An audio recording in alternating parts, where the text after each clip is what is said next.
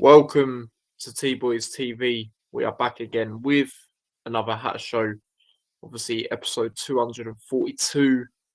And in this one, we will obviously be discussing the 1-1 draw with Leeds, which again, back-to-back games. I predicted a draw for Luton. So, happy days there. I'm very happy about that. Back-to-back results. And then obviously we'll be getting into the Stoke game, which is, of course, another 6-pointer, exactly like the whole game, exactly like Cardiff away game, in the sense of we have to come out of there with wins, really. And again, it's going to be a difficult game. It's another team fighting there alongside with us, but we got to carry that momentum of the away form of which we've had in recent games. Let's see. But it is just me today for now. Until we do get into the Stoke preview. My dad should be back on Friday, but obviously he has told me his man of the match and things like that. He hasn't told me his score prediction actually, which I will message him now and get it. So we'll have it during the stream. But do big up to everyone inside. I hope you are all good, and do smash a like if you haven't already. And we'll go through some comments now before we get into the Leeds game.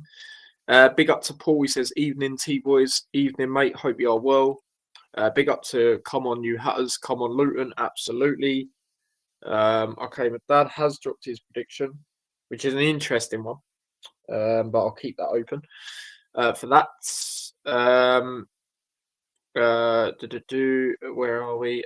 Big up to David, says good evening, hope you're well. I'm begging for a win tomorrow. Yeah, it's like I say, it's like the whole game. It's like the Cardiff away games. We have to win, in my opinion. Potentially if we do win and Derby don't, and Derby got a difficult game this week. Obviously they've got Burnley, who have now top of the league from the weekend's fixtures. They'll want to contain being at the top. Continue that momentum. So that's not going to be easy. So I think it's a decent opportunity for us. Stoke are very hit and miss. Yes, they picked up a bit at home, which obviously I'll get into a bit later on, but it's a good opportunity for me to, for us to try and get something, especially the away form, picking up in recent weeks, of course. Big up to Jackie, says, hi, Ty. Got scores right again, did Grand National, got fair play. I know someone else that done it, and I think they won as well.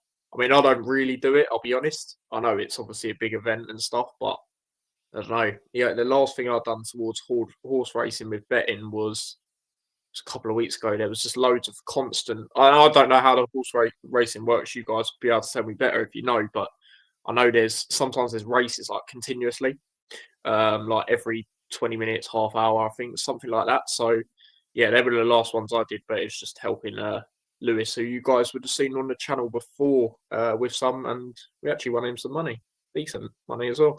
So yeah, but yeah, we'll go through obviously the Leeds game. So going into it, like I said, I felt it was a good opportunity to get a draw against Leeds because they have dropped off a bit. As much as going into the game, they were 3 unbeaten, 2 underwhelming draws for their standards. Given with how they've been throughout the season. As for us, obviously the last 3. Before this, we've done very well. Realistically, we should have been going into that game with probably 3 out of 3 wins. Let's be honest, we should have beaten Middlesbrough, but then obviously we did win the other games, which is great against Cardiff and Hull. Because, like I said, there are teams around us that we need to try and beat, and we did. So that was good. But yeah, you go into this game, you think, okay, well, rumours come out. Well, their manager, not rumours, truth. That their manager come out and said they're going to drop Meslier for the game. In goal. And obviously they did. They put in Darlow, who I don't think's that bad. I said that even before the game. I think, I know he's only played 3 games for Leeds and he hasn't actually played in the Championship this year with them. But I looked at him when he was at Hull, he was good, in my opinion. Newcastle, he was decent. And he has got a decent wealth of experience. So I knew it weren't going to be like putting like a rookie in goal or someone very inexperienced. And goalkeepers that sort of age where they can play a bit more old, they can play till they're older, especially when you compare it to outfield players. And a lot of outfield players can, but goalkeepers have more possibility of playing longer than outfield players, is what I'm trying to say. And And again, I think he's like 35 or something. So I wouldn't be surprised if he just, keeps playing for a while, especially if he's like a second choice, because he ain't really going to play a lot. So we'll see. But I knew he was going to be a decent keeper anyway going into it. But as for our lineup, it was probably what most people would have expected. Obviously, I did say about putting Naismith in for Bell, just because, I do have my doubts with Bell sometimes. Like, I think defensively in the last couple of weeks, he's been all right, but there's passes he does in games that are risky. He done one in this game, but he luckily recovered. And Naismith, we've got Bristol City, obviously, in our remaining fixtures, and obviously he won't be able to play in that game. So I do want to see him play again at some point. We know Bloomfield does rotate. You see it at Wickham. You've seen it at Luton when there is a fairly quick turnaround. So maybe we might see Naismith in. I'm not too sure though, because Luton also put Tuesday night in Stoke literally not too long before I went live, and it had Bell on the picture. So who knows? Obviously in the away kit, which I don't think we've worn for a while. If I'm being honest, I can only really think of us in recent weeks wearing the home one or the third kit. So yeah, I don't actually know the last time we won that, and we probably lost in it. Well, we would have lost in it actually, because we wore the third one against Hull, didn't we? And obviously Cardiff, it was the third one as well, I believe. Yeah, it was. So when is the last time we actually won in that kit, guys? Or no, we haven't, have we? So that's just great. No, hopefully that's not a jinx. But yeah, other than that, as expected, Jones, obviously it was said that he was going to be all right. So he was always going to come back in. Especially with Burke. He weren't terrible against Hull, but you can just see it's not his position. Being that wing back, you want to see him in centre back if he plays. And then other than that, expected, the 3 day it has been Clark, Asgard and Walsh. And I want to give massive credit to the midfield because, a lot of people, including myself, when we first see that three in midfield, we were worried because, you look at that and it's not really a defensive-minded one. There's not really like an Alan Campbell there, for example. But Clark has, for me, he's been the most standout one out of the lot because he's doing the dirty work, the slide tackles, he's playing them passes in. Obviously, he got the assist as well on the goal. Asgard's obviously still gelling. Whether we go up or down, I think he'll be a massive player for us next season. Look at Walsh. I don't know what Walsh's contract's like. It does tell me on here sometimes, but it doesn't tell me of him on flash scores. So I don't know if he's just got this year. I mean, some people have said he's got next year as well. I mean, I don't mind if he has next year, again, whatever league we're in, because he's been getting unlucky for me in recent weeks. He's really, really stepped up. I thought he was good in this game. I mean, he was decent against Hull. The only downfall against Hull was I thought he was giving away a lot of fouls, but his range of passing is quality. In this game, range of passing was good. His tackling was really good as well. Obviously that was a few Luton fans' doubts, in the last couple of weeks with him. But, I thought in this game he was decent. And yeah, like I say, it's not really a defensive-minded midfielder there. So you do have your worries. But I think also what helps is they're not really defensive-minded. But at the same time, you're playing Clark where you want to see him, sort of higher up in the midfield. And also it's not two in midfield. Because previously in the season, especially under Rob Edwards, we had two in midfield. And you might as well have had one player in midfield because you were getting Clark to sort of do a CDM sort of role alongside a Kraus, Nakamba, whoever was there. And it just weren't working. I remember when we played Stoke last time, I was saying we need to drop Clark. Do you know what I mean? And now looking at that, it's like, that's how you know it's bad under Rob Edwards. Because for me, Clark is up there with Kaminsky, especially based on mine and my dad's ratings, as one of the best players for Luton this season. I don't think you can argue with that. The consistency, especially under Bloomfield, I think Clark has been like another level. I really do. And again, he's done well for us previously. Of course he has. But I just think he's really, really shining. I look at Hull away, the slide tackles, like the passing he does, the quick passing. Like, I do love the guy, man. And I've said it before. Excuse me. He is, one of my favourite players, if not my favourite. He's just what a guy. What a guy. There's nothing else I've really say. I've said my praises for him last week as well. But yeah, and then obviously you had Doughty on the left as expected. Morris and Elijah, and again, that probably was expected as much as people want a change. I do think Elijah and Morris were good against Hull. Now, Elijah, yes, they didn't score still, but Elijah hit the post. He was unlucky, in my opinion. That was better than what we've seen in previous weeks, especially like Sheffield United at home. The amount of chances they had in that game, he should have scored. Even Middlesbrough, let's be honest. And then obviously Morris put in a good shift. You know, his hold-up play was actually effective against Hull. So I felt they warranted the start. And the thing is, Brown's out. He's the only other one I'd argue to put in. Nordas hasn't shown enough, in my opinion, yet. The only time I'd say Nordas has looked like, oh, okay, he could actually be up for contention was Plymouth at home when him and Brown worked well. But you know what I mean? He's not shown too much. I don't like Ali up front. I prefer Ali out wide. I felt when he come on against Hull, he was struggling a little bit. Whereas when he's out wide, especially in this game, he was doing defensive work and all. And again, I know the way we play, you sort of got to do that if you're one of them wing backs. But like he's more attacking minded, and I thought some of the tackles and the way he was getting stuck in was really good when he come on. And then who else have we got? We got one more from the top of my head. I think I'm missing. Well, there's a few. You know, you could put Nelson, but we tried to experiment that against Burnley, but obviously Naismith got the red card, so we had to change our way. And then obviously, I guess you could put Chong there, but he's just come back, so I don't want to see him playing loads and loads, like starting anyway. I want to see him have some coming on games. But yeah, that was the lineup. Obviously, the bench was Ali, Bowler, Burke, Chong, Lamine, Krul, Naismith, Nelson, Norda. So yeah, but going into the actual game, I thought we started well. You know, like we have a lot under Bloomfield at home. Obviously, you know, was on the front foot, was pretty good. Then they had a bit of a spell, you know, and they're gonna have that. You know, at the end of the day, they still got the quality players. I think they have scored the most goals in the league. So they're always going to have them chances. So it's always going to be hard to shut them out, you know, from having chances. And there was a great save Kaminsky done. You know, I'll be honest, I thought it was in. Then they had another chance. Kaminsky should save that second one.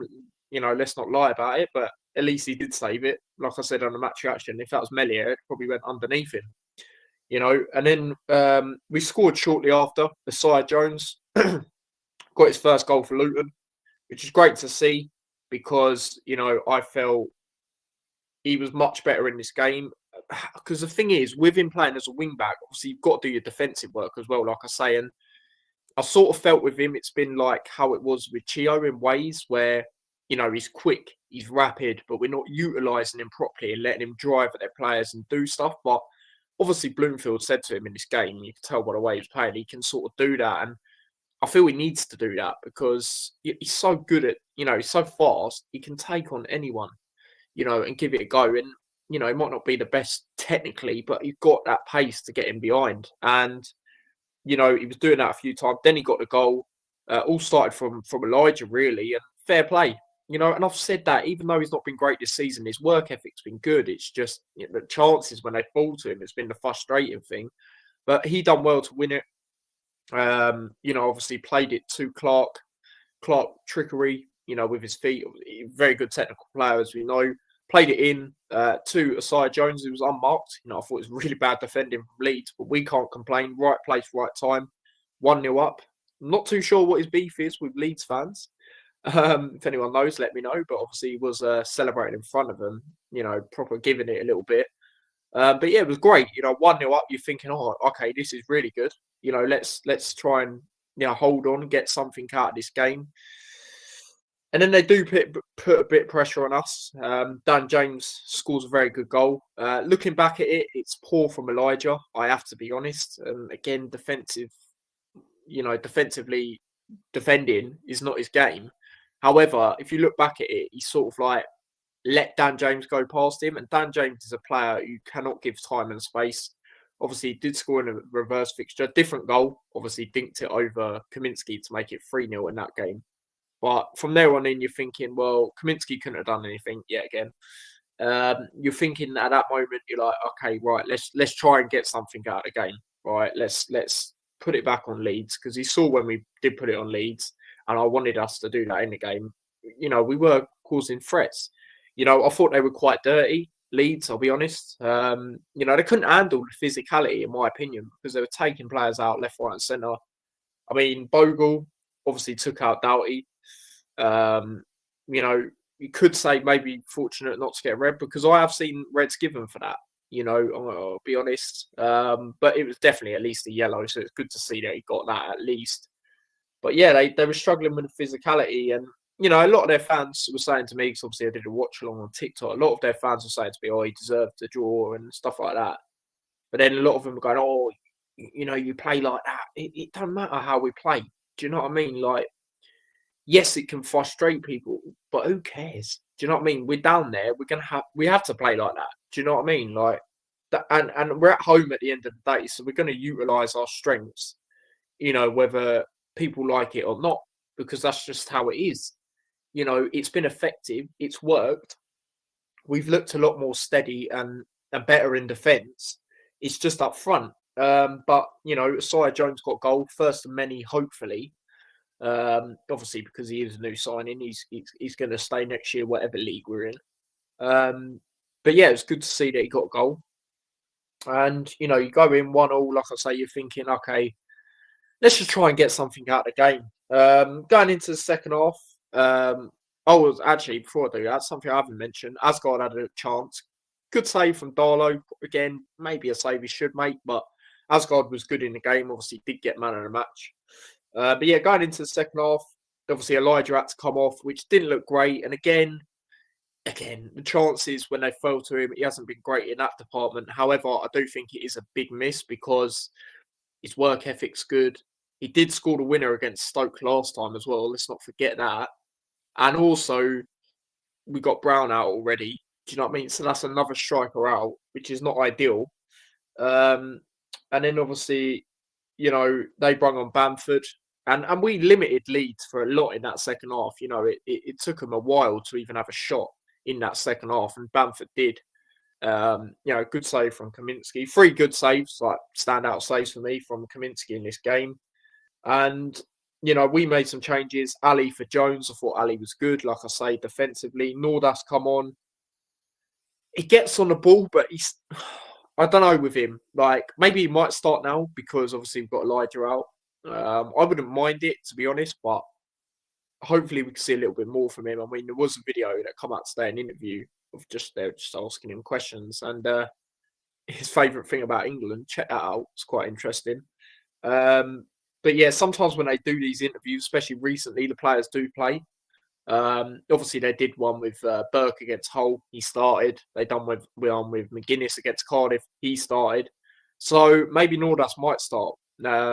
It will definitely be 2 if that is the case. It'll be him and Morris, which I'm open to. I am open to. And then obviously Lamine come on.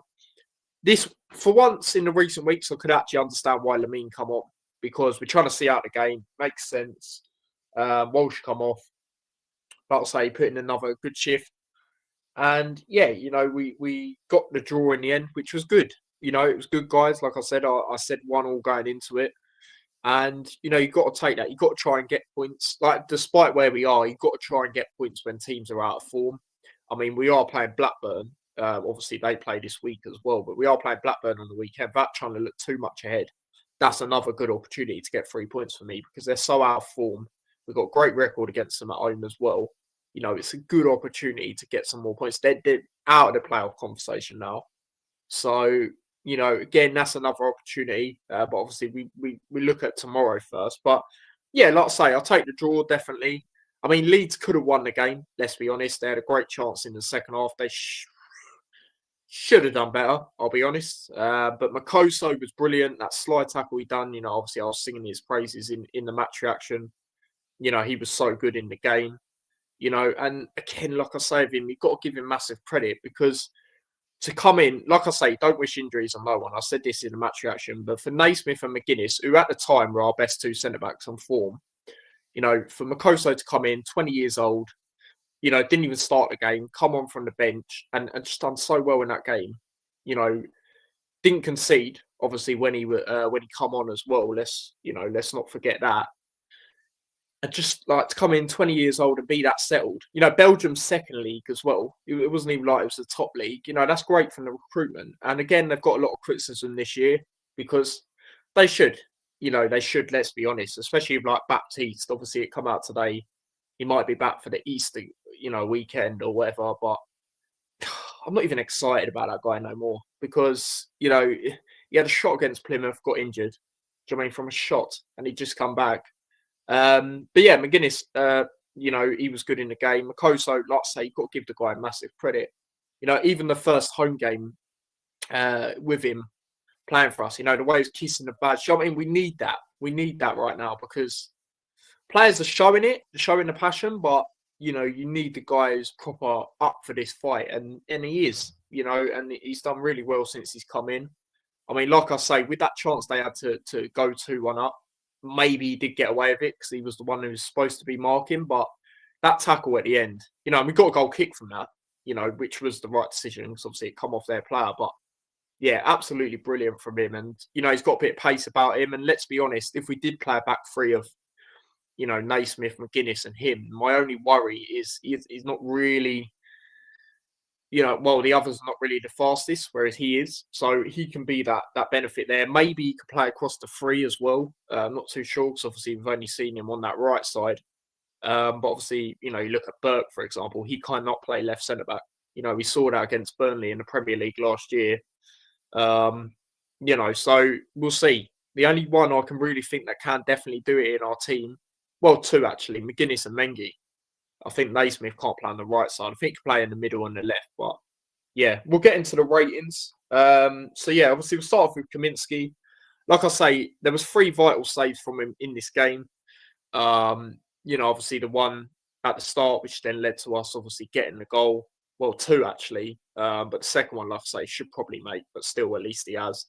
And yeah, he was good in the game. So I'll give Kaminsky a 7. Do obviously get involved in the chat as well. Paul has gone with an 8.5. Fair enough. Good to see you in, Paul, as well. Hope you're well. Moving on to the next player, Bell. Like I say, defensively in the recent weeks, he's been good. Obviously, Hull, we got his 150th appearance. So shout out to him for that. I still feel come the end of the season, we probably should part ways because you just still have your worries with him in games. And for me, he's got injured a bit more as well, especially recently for Luton. And I also think to myself, when he's on the ball, sometimes he does these risky stuff. Like I say, Cardiff away, look at that pass he done. It was awful, gave it away. He done it against Leeds. He did recover, but he's getting away with it. I feel if he keeps doing stuff like that, it will punish us. I'm not going to lie. So I want to see Naismith in at some point, especially if Naismith being alone. I'm not sure if he stays, whatever league we're in next year. So let's give him a chance. Like I say, especially with Bristol City coming up, we'll see. Won't be able to play against them. McGuinness, very good. Could be up there for man of the match. Really, really good. Aerially, very good. I'll say that about him. And yeah, just everything he was winning in the air. It was a really good performance. But yeah, Bell's rating. Sorry, I didn't even do that. I'll go 6.5. And then McGuinness, I'll give McGuinness an 8. Like I said, I was really impressed with McGuinness in this game. Like I say, it could be a close man of the match. He is my dad's man of the match, though. So what I'll do is I'll add that now, which has put McGuinness up to 6 votes. So he's up there. He's another player that's up there. And let's be honest, he keeps winning the ball aerially like that. The money we paid for him can look very good. Obviously there was a lot of criticism with it. But, he's living up to it on his recent performances. Moving on to Makoso, he is my man of the match. Very good in the game. Like I say, that slide tackle he done. Like I say, maybe he did get away with that chance Leeds had in the second half, but throughout the game, like I say, 20 years old to come in and be that good. He could be the player that keeps us up. We all thought defensively, if we'd stay up, it would be Naismith. But Naismith ain't really getting the sniff, since that Burnley red card. So, yeah, Makoso, very good. I'll give him an 8.5. Like I say, the thing that doesn't make it higher is that chance Leeds had because he was, was marking him, but was supposed to be anyway. But yeah, that is the first one for Makoso this season. So it'd be interesting to see how many he ends up on. And maybe you could argue he deserves more than 1 vote so far from me and my dad because there has been a lot of standout performances from him. But yeah, it's my first time giving it to him. But yeah, other ones, we'll go through some other ones. Jackie says Kaminsky 8, Bell 7.5. It's fair enough. McGuinness 8.5. Yeah, I agree. He was very good. Bell 7.5. Makoto, I would give 9.5. Fair enough, mate. Fair enough. McGuinness 8. I'll do Jones in a second. Christ man of the match 8.5. Yeah, so me and Jackie on the same wavelength there. Moving on to the next player, we'll go over to who should we start off with when it comes to the wing backs? We'll start off with Jones. Like I say, good that he got off the mark. There's a lot of Middlesbrough fans on my TikTok that are very happy with that. And, you got to be because, like I say, we used him in the right way in this game, utilising his pace, getting him behind, being up there. I've had a few arguments in the last couple of weeks that we should start him up front. And again, yes, I'm basing that predominantly on, him playing for his country. Again, the opposition wasn't great, but still, whatever, league or wherever you're playing, if you get a hat trick, that just boosts confidence. And we see what Elijah's like when he's had a lot of chances this year. It's not been good enough with only 5 goals. So it could be an argument, but I don't say about him going up front now just because I don't really know who we could play on that right. I mean, you could play Bowler, I guess, but he hasn't played a lot. Who else? Hashioka, no. Hashioka or Walters, I just don't really think they're favoured, are they? So, because they said Hashioka was back for this game, be available, but then he weren't even on the bench. So, not sure. Obviously, we've seen he's not a big fan of Walters. Like I said a couple of weeks ago, you look at that Oxford game, they were both available, him and Hashioka, played Hashioka over him. So, yeah, I just can't really see where them two fit in, especially with this type of formation. So yeah, as for Jones, I'll give him a 7.5. Jones, like I say, to get a goal, first of many. Hopefully, we can kick on and see him, do that a lot more in games. Common New Hatters 8.5 for that. Jones 7.5. What did Paul say? He did do one on Jones 8. Yeah, that's fair enough. And then moving on to the next player, we'll go over to Doughty. Obviously, he did come off. It seems like it's going to be available. Obviously, don't forget, guys, obviously, we've got Doughty from Stoke as well. So it'll be against former club. And yeah, he was decent in the game, using going forward. We're not so reliant on him, on corners, which is great to see because they were getting predictable. But he did take a few set pieces and stuff. He was all right. Nothing really wrong with Doughty in the game. Great to see that he's obviously all right. So for me, I'll give him a 7 in this game. Jackie's gone with a 7.5, same as Paul as well. So yeah, that's fair enough. And then moving on to the midfield, which has been working, like I say. We'll start off with Walsh. Again, I thought he was decent. His range of passing was good. His tackling was really good. So again, I'll give him another 7.5. Obviously, a lot of us Luton fans have had our doubts, since his red cards with him tackling. But over the last couple of weeks, got much better. We know his range of passing is really good. So I'll never have my doubts about that. But yeah, I thought he was good in the game. So again, another 7.5 for me. Jackie's gone with an 8, which again is fair enough. Again, Paul's gone with an 8 as well. And then moving on we'll go over to, where should we go? We've got Asgard. Again, good in the game. I mean, on these ratings, I'll be honest, what I look on, some of these ratings are awful. Obviously, he got man of the match at the ground. He's got one of the lowest ratings on the game. From the game, sorry. Alongside Morris, which I think is crazy. But I wouldn't give him man of the match. I know he got it in the ground, but he's definitely up there. That shot was unlucky. He will get another goal this season. I'm sure of that. And yeah, he's looking good. He's got a lot of confidence right now. Obviously, getting called up for Norway, the senior team, for the first time. Obviously, scoring on his debut and things like that. So, he'll be a key asset for us, whatever league we are in next year. And I've got loads of confidence in him. And in this game, he was decent. So So I'll give him a 7.5 as well. It's been quite a repetitive cycle, but it's one of them sort of games. Paul's gone with a 7.5 as well. Asgard 8. Common New Hatters actually given him double figures. He's given him a 10. Fair enough. I mean, like I say, he got it in the ground. He got, man of the match in the ground. I would say if he topped it up with a goal, his rating would definitely go up. But, another thing as well, he reminds me of Chong in the way that he wins so many fouls. Whole away, I think. Like, won us like 3-4 free kicks in the space of like 15 minutes or something. So, it could be a threat in that sense as well. Nearly assisted Morris as well in that whole game. So yeah, he's looking good. He's got a lot of confidence and things like that. And then moving on to last midfielder was obviously Clark. Really good in the game. Like I say, he's been so good under Matt Bloomfield. You know, the way he just wins the ball, like tackles, and that is not really his game. But I think when you've got two others there, it's a massive benefit to him. Him and Walsh work really well as well, I think. And yeah, you're seeing a good performance from Clark again. Hopefully, he can keep this going. And like I've said on one of the previous Hat shows, I'll be open to giving him another year. To be honest, because it's just what he does. It's just what he does, isn't it? He always puts in a shift. And let's not forget, guys, we got this guy for free. And he's given us such great moments. I know we didn't stay up in the Premier League, but you look at that goal against Bournemouth, which weren't too long ago. It's like a year ago, a few days ago.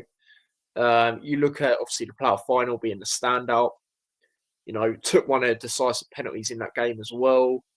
You look at the goals against Man City in the FA Cup. He's always scored memorable goals. Cardiff, won a couple of weeks ago. It's just brilliant, really. And I'd be open again, whatever league we are in, to give him another contract, because you got to think, especially with how the squad is now as well. He's one of the longest serving players up there now, because obviously Ruddock will not be staying, obviously, as we know. So you got to look at that. But yeah, then obviously the two, up front. Start off with Morris. Again, I don't think he weren't as good as the whole game for me. He was.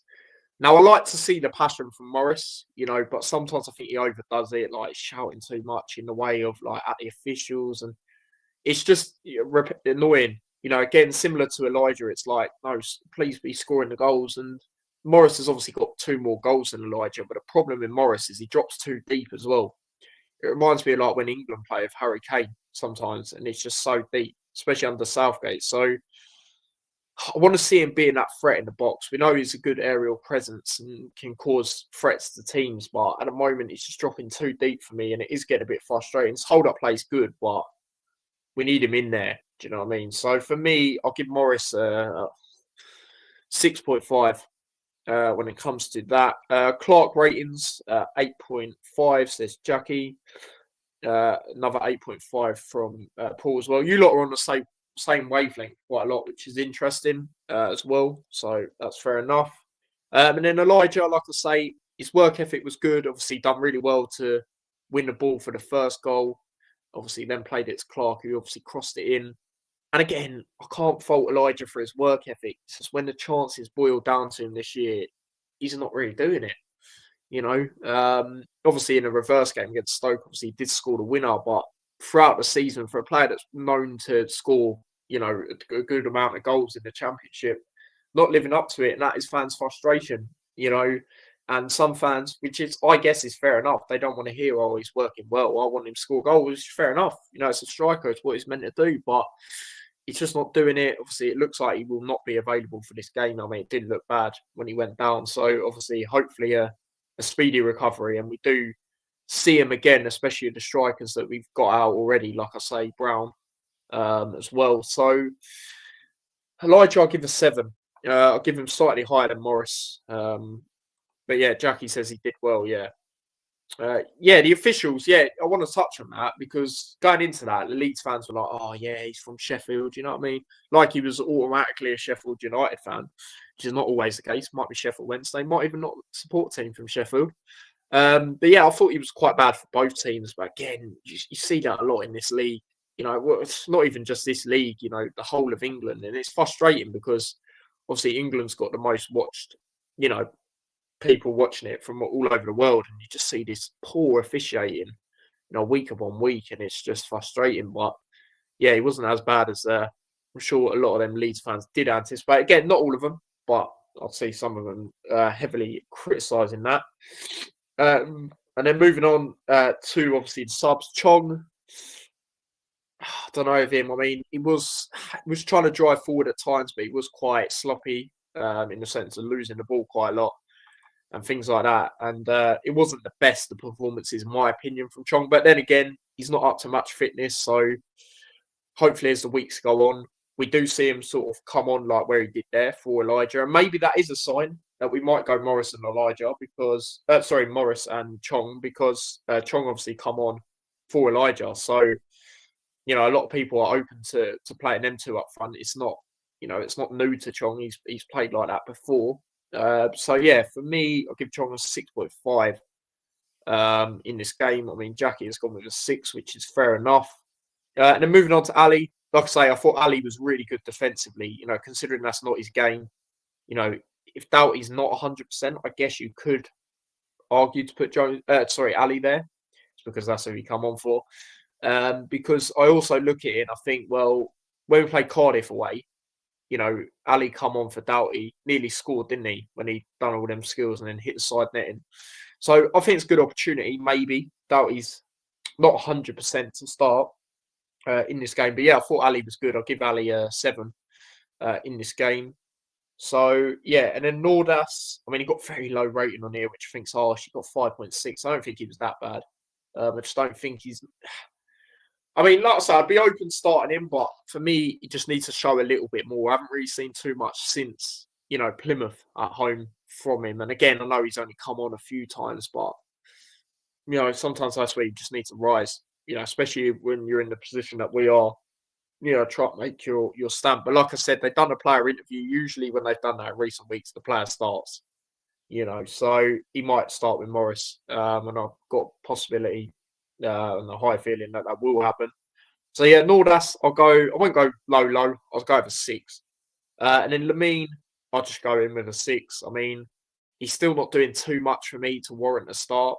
And obviously, one positive, as much as Doughty's available, another positive is Nakamba will hopefully be in the squad for Blackburn.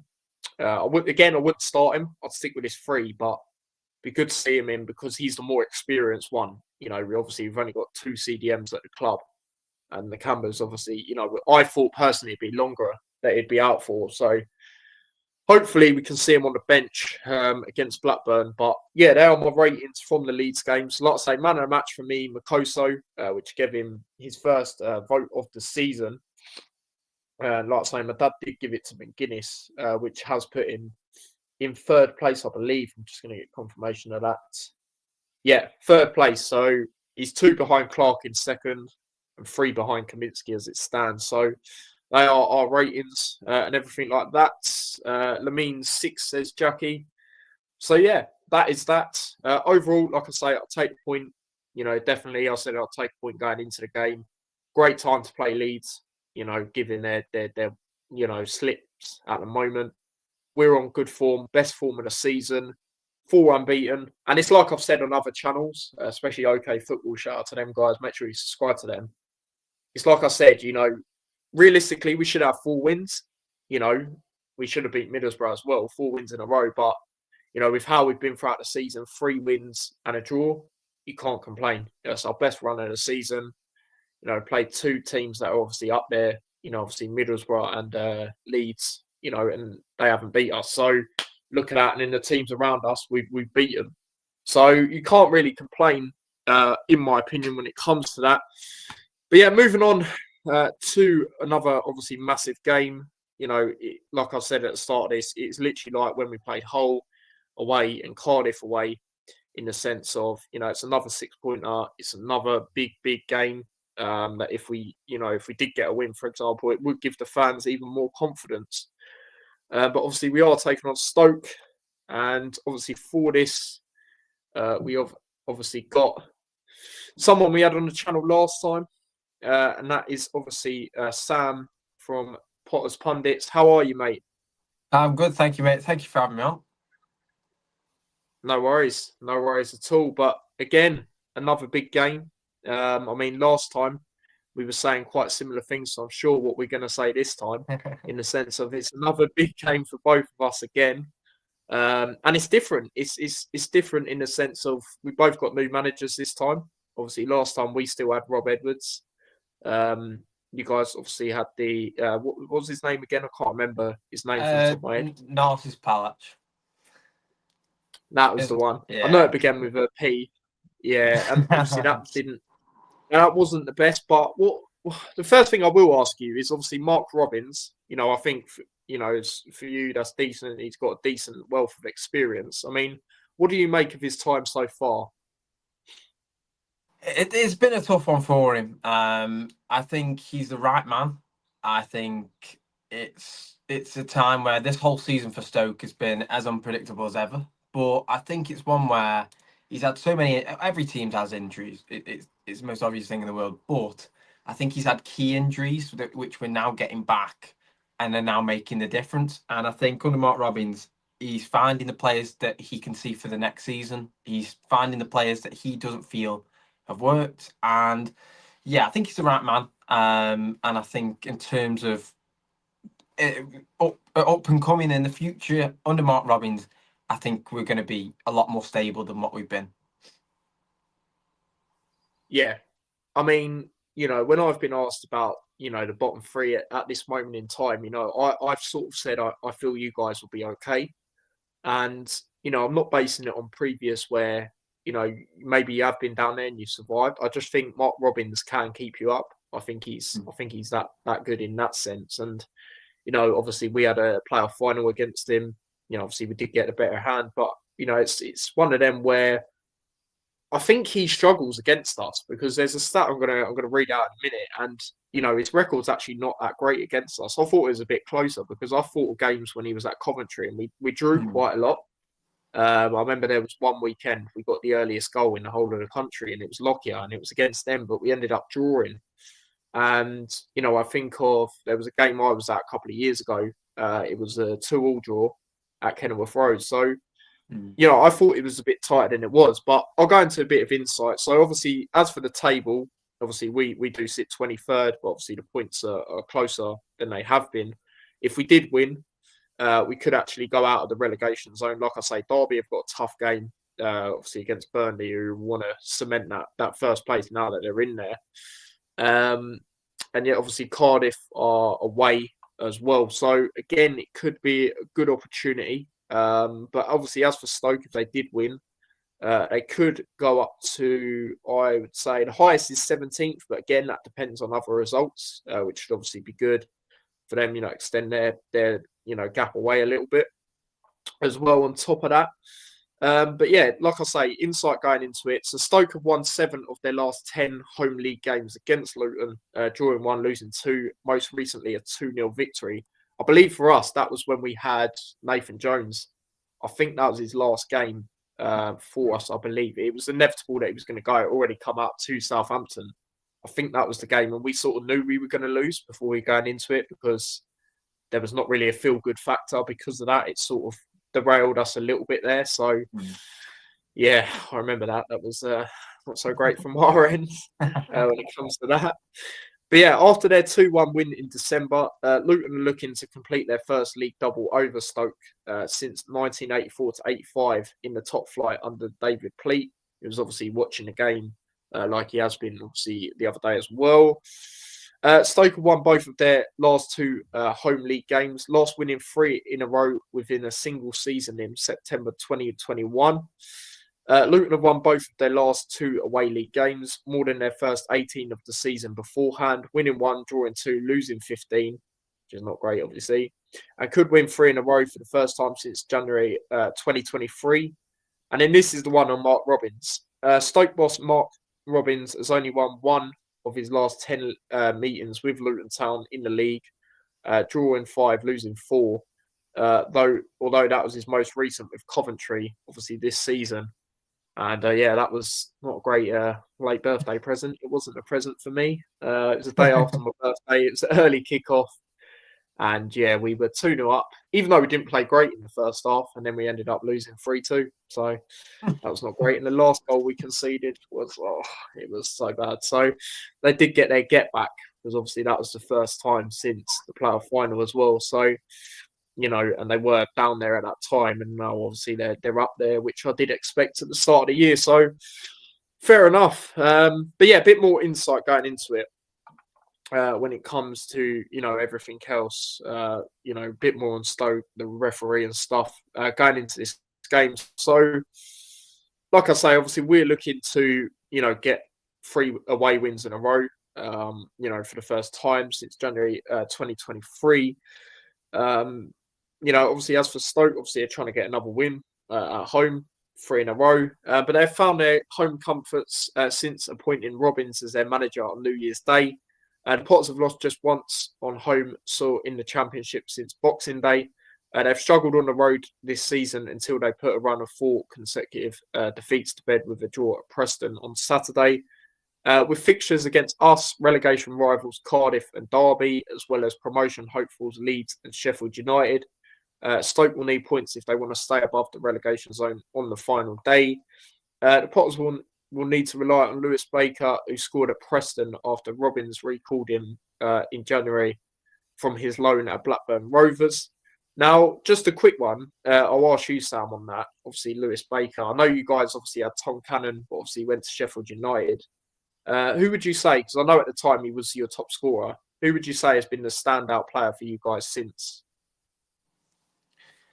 So in all fairness, since Tom Cannon left, it was always, you've lost a big goal scorer. And obviously, you look at it now, he's obviously not been able to kick on. But with that, I think there's been a number of just key players. And don't get me wrong, it's nice to obviously have a goal scorer that Stoke have not had for absolutely ages. But the likes of Lewis Baker is having a huge impact in that number 10 role, on and off the ball, absolutely fantastic. Al Hamidi, he's picked up a bit of an injury, could be starting for this game, I'm not too sure. He's come in, who's kind of been that Cannon replacement, and just, he's a nuisance. Now, he hasn't scored too many goals, but has he been a nuisance? Has he had the impact and the hold-up play? I think he's been really good.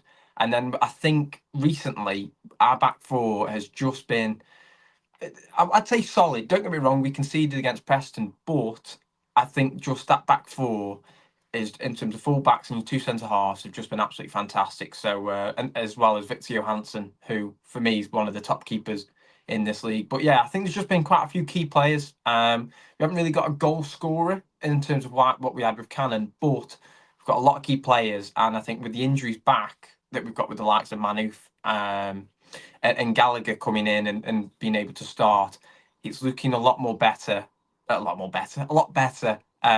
from the Stoke side and for Mark Robbins. Yeah, no, and to be fair, it's always good to have your goals sort of spread around. I mean, we have it like that at the moment. Obviously our strikers not been as good as they have been in the league previously, but Asgard's obviously now got a goal. Obviously Jones, we're spreading it out as well, and it's good from our end to be good defensively as well, because a lot of times, or better defensively, shall I say, because a lot of times earlier on in the season, any team could go forward at us and we would just be vulnerable.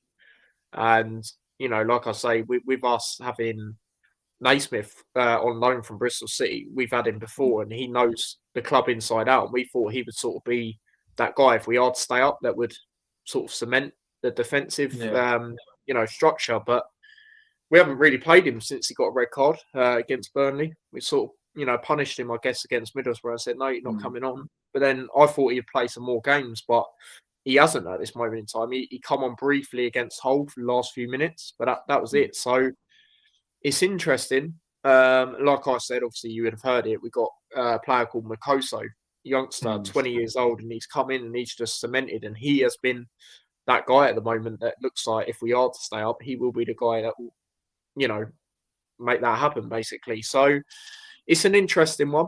But obviously, last time we met, obviously it was a 2-1 win for us. Elijah did score right at the end of the game, and I'll be honest, in the living room, it was absolutely great from our end, because how poor we've been throughout the season, and at that time we got a lot of injuries as well. So it was good that we got the 3 points, because when we had Rob Edwards a lot, they were, sometimes they weren't training, but then when they were training so heavily, doing heavy stuff. And I said it last time, Dan Potts come out and said it when he spoke to a fan, and he didn't even play during the Premier League season, which is a shame, because he was with us for quite a while. And, when he come in, he just didn't get a time to play in the Prem because of that.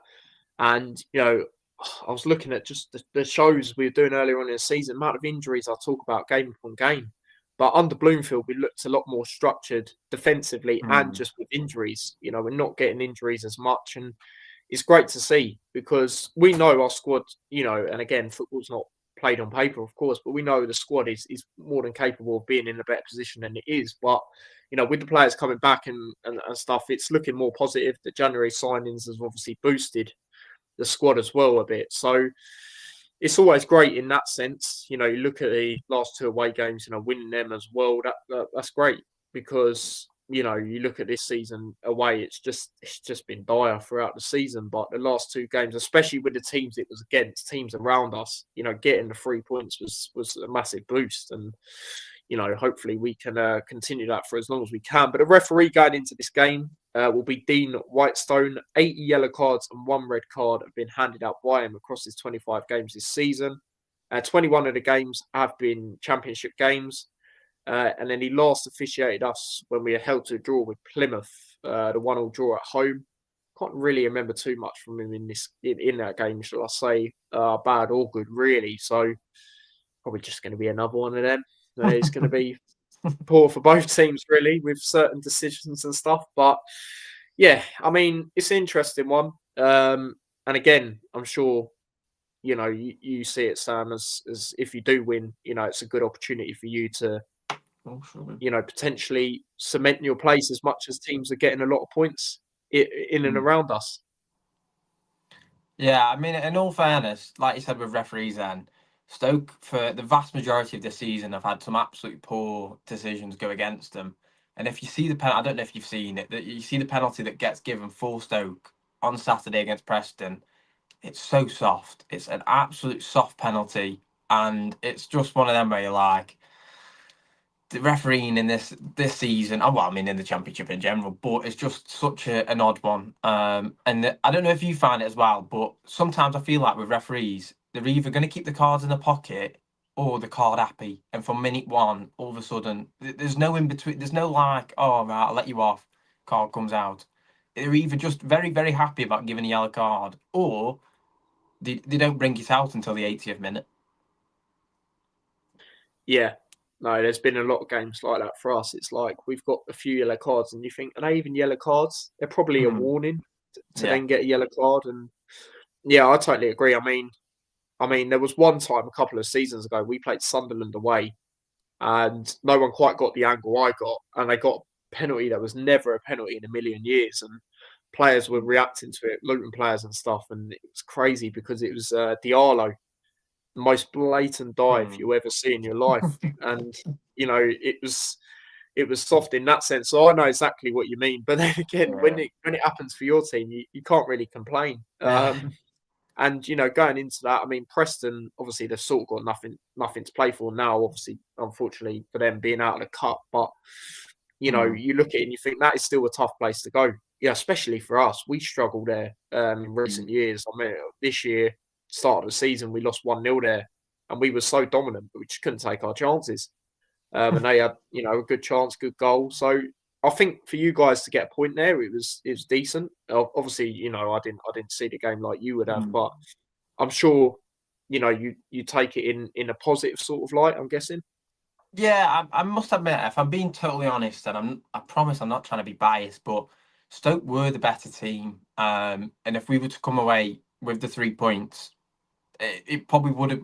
I think it's fair to say it would have been deserved, but with how the penalty gets given, it's a soft one. Maybe a point was a fair result, but I just think with the Preston game, like you said, the teams that haven't really got too much to play for mid-table are seeing out the final 6 games, whereas obviously us two, or our 2 teams, obviously are fighting to stay up. So yeah, I think it is one where I'm happy with Stoke's form. I think the four points from the last 2 games, very solid, and then a home tie as well, where Stoke have been much better this season. Yeah, I think it's looking a lot more positive than what it's been. Yeah, no, absolutely, and that's like us under Bloomfield. I mean, the only really, really bad game I can think of under Bloomfield, but that weren't really him. That was just schoolboy errors. Was Oxford away. Now we went to, we done really well in the first half, but then second half, especially the third goal we conceded, in any level, you can't afford to defend like that. But other than that, we've looked at, so good defensively. It's just, for us, it's just taking our chances when they fall to us, which has been our struggle. Sometimes, especially Cardiff away, it was a moment of quality from Clark, which then gave us momentum. So we're sort of still relying on that. You look at the whole game as well, as much as, we were so good defensively. Again, taking our chances, it wasn't great. And, we got probably the most luckiest own goal you'll probably see in a while. But you got to take them when you're down there as well at the same time. So that is the thing. But what we'll get into now is the lineups going into it. So, like I said to you, Sam, last time, if you was the manager, if you was Mark Robbins this time, what would be your lineup and formation that you would go with in tomorrow's game? So I mean, the big thing that we said on the channel this week was literally to do with the starting 11 was because Stoke have got, I don't know about Luton, I'm not sure who you've got on Saturday, but Stoke have got an absolutely huge 2 games. Obviously, Luton tomorrow, Cardiff on Saturday. It's 6-pointers, 2 6-pointers, absolutely huge. We win them, you're having a great time. It's a lot more positive. But with that, it was one where I don't know how Bloomfield normally does it, but midweek wise, could there be changes? Do you change what you've had with a bit of momentum, or do you kind of just go, I don't want to change my team. I know my players. So for me, I'll just run through it. I'll just go straight away. And I said that there might be quite a number of changes. And the reason being is the midweek game, a couple of players did miss out that have been injured or kind of were ill. So for me, I've gone for Johansson in goal, who's been absolutely fantastic, absolutely stunning. So I genuinely, if you look up the amount of saves or the quality of saves he's done this season, absolutely superb. Back four, Bocat, Phillips, Wilmot, and Shamadou. Oh, that back four, absolutely stunning. Absolutely stunning. The 2 fullbacks of Bocat and Shamadou against QPR were fantastic. And obviously, I know that it's a different formation that Luton will play, obviously with a 3 at the back. Or, well, you might think that you're going to play 4. But if it was a 3 at the back, obviously Stoke might look to use the width. Berger and Pearson I've put in. Jordan Thompson played against Preston, but I'm putting Ben Pearson in there. We all know what Ben Pearson's like, and especially for a home game, he's going to get in your face, and I think that's what Stoke need against obviously the players in Luton's midfield. Lewis Baker ahead of him with Kumas on the left, Manouf on the right, and then Ali Al-Hamadi leading the line. I think that's just... There's only 3 changes I've said made, which is Al-Hamadi, Pearson and Kumas from Stoke's game against Preston. And I just think it's one where the quality stays there. You've got Pearson, you've got Al-Hamadi, you've got Kumas. I don't know how many changes Robbins will make. It might just be 1 or 2, but I just think Stoke want that momentum. And for a home game, the likes of Pearson and Al-Hamadi are very solid players to have starting.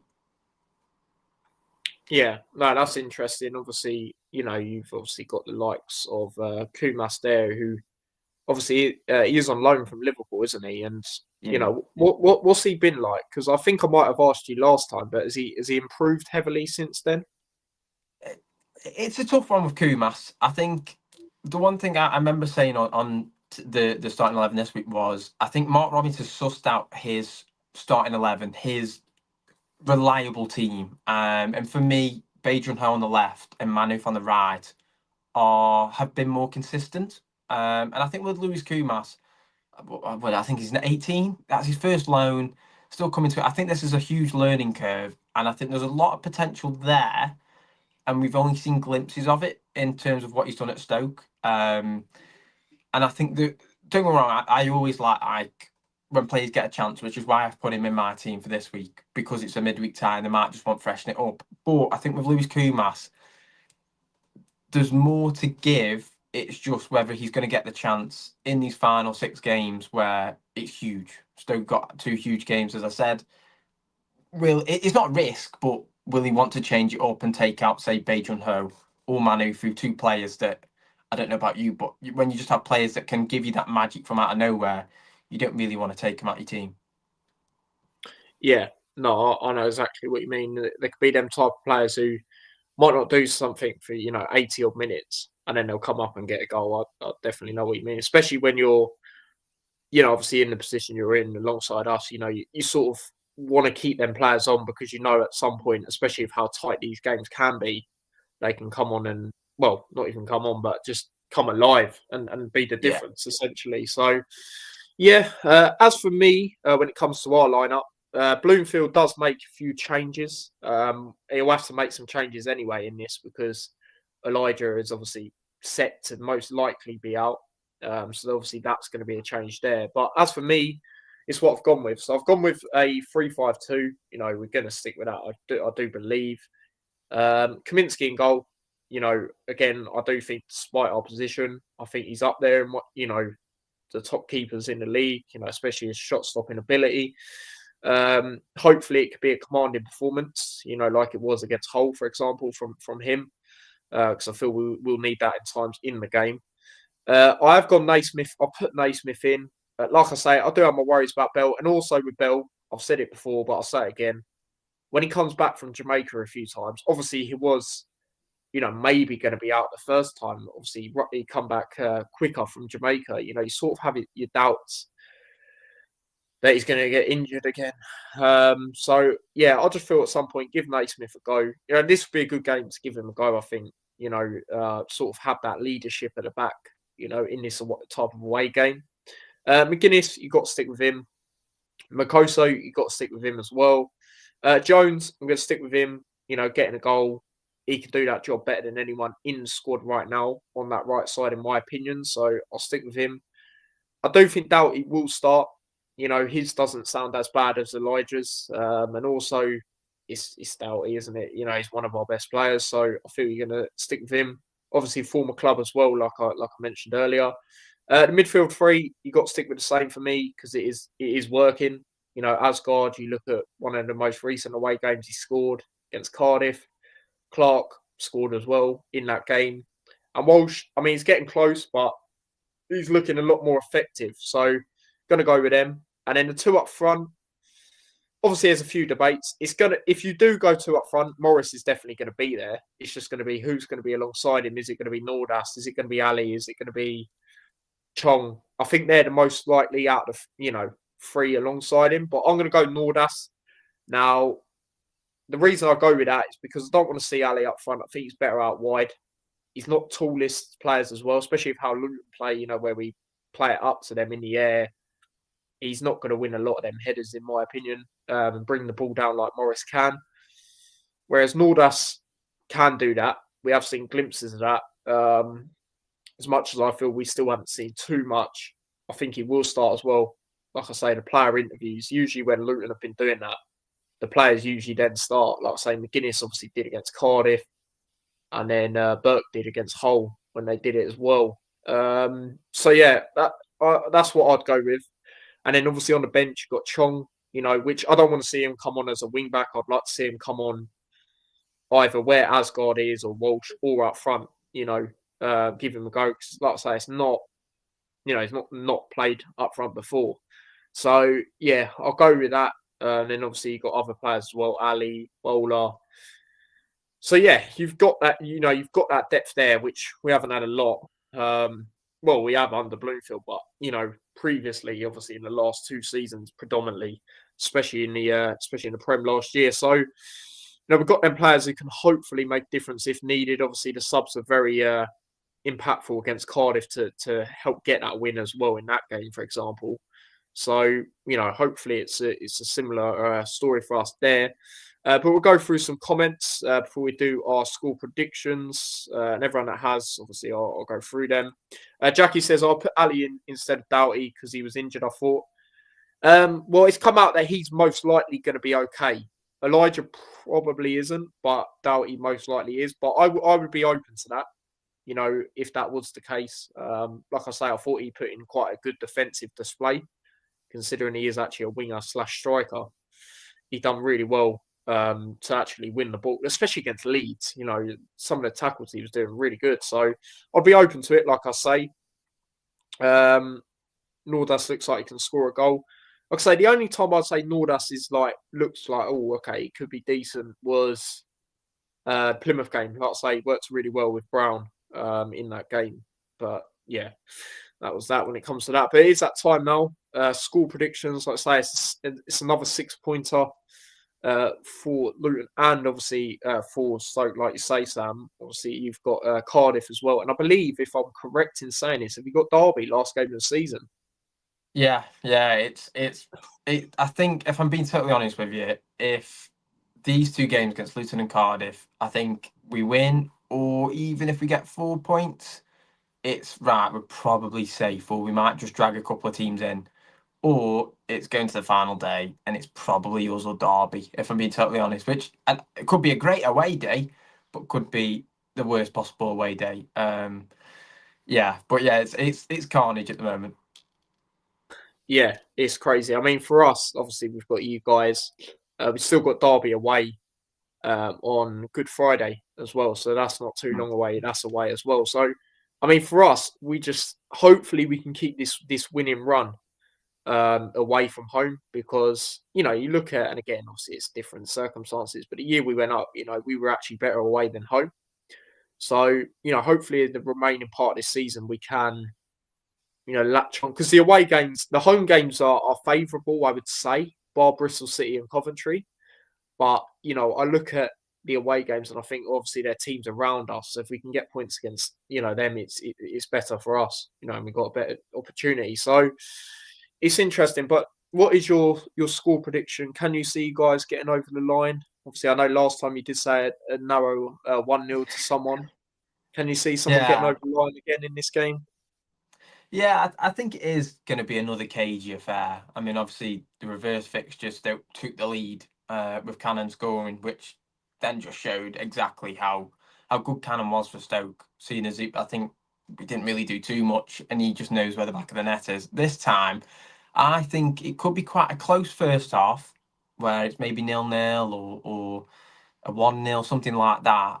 And I'm even though Luton are on a good form. I watched the Leeds game on Saturday. I thought it was fantastic. I thought it was very good from you, very solid. It's a great goal from Leeds, which in a way probably helps you, as in it's not as though you've been broken down or played through or anything like that. It's an absolute worldie from Dan James. But I'm going to back Stoke. I'm going to back the boys. I'm going to go for a 2-0. I think at home, Stoke have been consistent, and I think we've got some good performers that hopefully can rattle your side. But like you said, Luton are in good form, and away from home as well. You want to rattle Stoke fans, so I think maybe even in the first 5 minutes we might be able to see who's up for it and who isn't. And I think that's the case of how this game could go.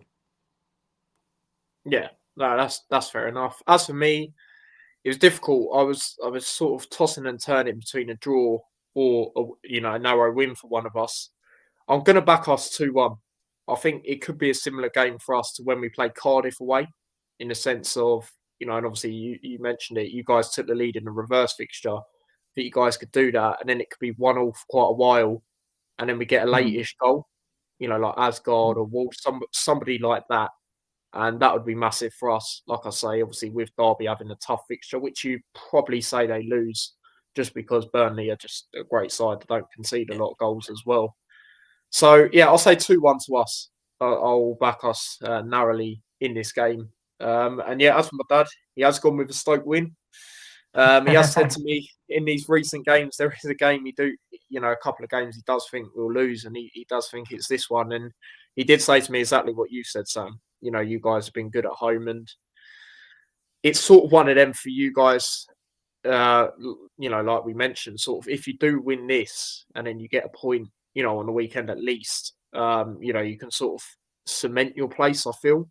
Mhm. And you've got a good opportunity to do that. And again, I haven't really obviously you're in the battle, with how the table looks. But I think, in my opinion, like I've said, I think you guys will be okay because you got, Yeah. good enough manager, in my opinion, and then hopefully for you guys, you can climb up there next season and, be in a better position. But yeah, I'm gonna say we do it. As much Mhm. as a massive game for both of us, it's sort of like for me when we played Cardiff and Hull, they were both above us at the time, and it's sort of like it's obviously big for both, but because of the points, I think it's bigger for us in that sense, if you get what I mean. Yeah. So we're actually being in there as well. So yeah, that's what I will say when it comes to that. But yeah, do give me your goal scorers for Stoke. I've gone for an Al Hamidi brace. I think I've said about him coming in, replacing Sam Gallagher, who another one who's been a nuisance for defenders. I just think with Al Hamidi, what he brings to the table and the link up play, I think in this one, he's going to find himself in the right place at the right time. When we played Blackburn and won 1-0, he was in the right place at the right time, back post, got a touch on it and into the open net. I think it's one where that could be another one where you said about maybe you said how obviously a last minute winner for you guys. I think it could be two where it's possibly maybe against a run of play or a break or just one where it's come out of nowhere and he's in the right place at the right time and obviously is the difference in this one.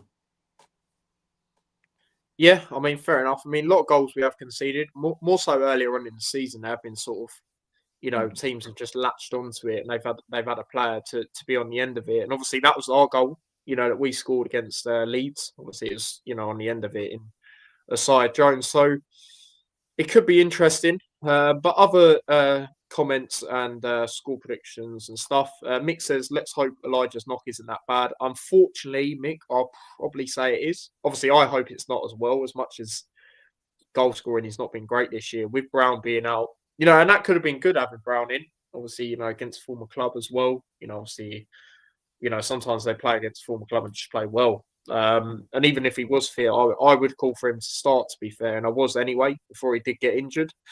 But yeah, I hope it's not as bad as it may seem. But we shall see. Paul's gone 2-1 as well.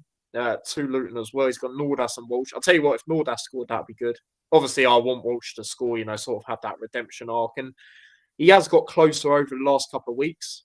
But yeah, again, I don't know how long the contract is. Some people are saying it's till this season. Some people are saying it's next season. So if it's next season, I've got no problem with that. Whether he starts a lot wherever we are or sort of a rotational player, I've got no problem with that at all.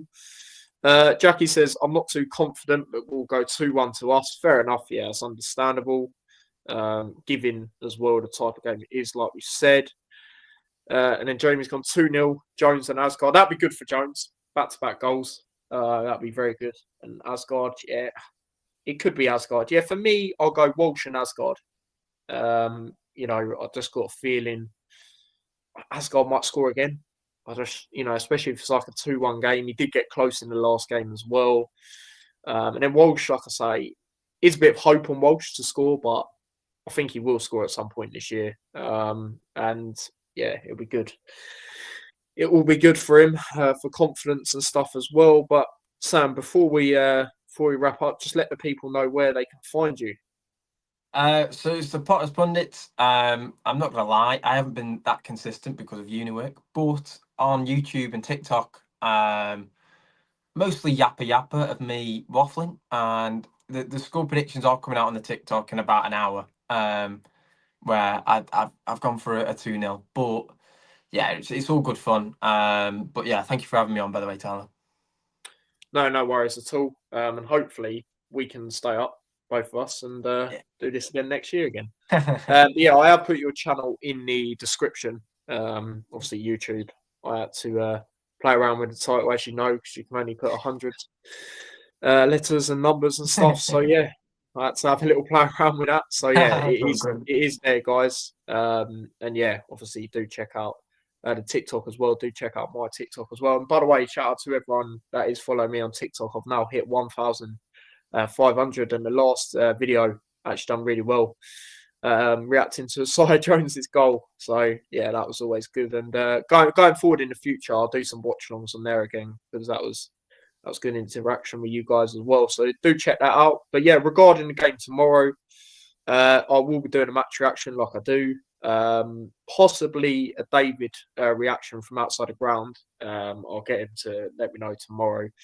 But obviously my match reaction will drop first, and I'll probably do a vlog from home. Like I did for Cardiff. And obviously other games earlier on in the season as well. So do check that out. And then obviously we'll be back again on Friday. We'll just do it all in one again, react to this game, and then preview the Blackburn game, which for us, I think, like I said, obviously, looking at it game by game, but I think that's a good opportunity to get some 3 points, especially given their form in recent weeks. Not really nothing to play for now. So we'll see. But it all starts tomorrow, which is obviously a big game for both teams. It's going to be interesting to see how that goes. Hopefully, obviously, from our end, we do get over the line again, similar to we did last time. Actually, maybe not, because that was a bit nervy. So, yeah, but hopefully we do get over the line. And again, thank you, Sam, for coming on. And yeah, until next time, guys, we will see you guys in a bit. Smash a like, subscribe, all that. Take care. Peace.